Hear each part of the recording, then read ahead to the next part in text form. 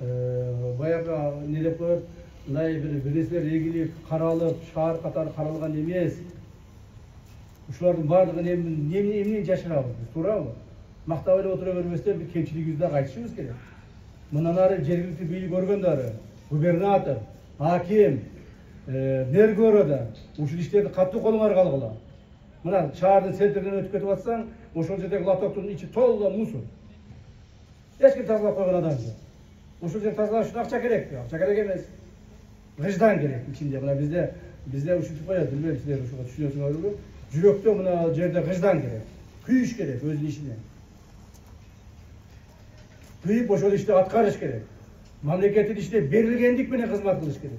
Элге берилгендик менен кызмат кылыш керек. Ошондо гана анан иш алдыга жүрөт. Анан лишь беле ошо отуруп 5 күн отурам, 10 күн отурам деп эле отура бербеш керек. Ушуну мындан ары Баткен облусунун бардык жетекчилери өз колуңарга алгыла. Мындан ары бардыгы мен өзүм текшерип карап жүрөм. Кече түнү менен мына басып келдим тигил Ылдый көчөдөн бери. Урматтуу эл журт, ушул маселелерди эмне үчүн биз айтып атабыз? Себеби мамлекеттик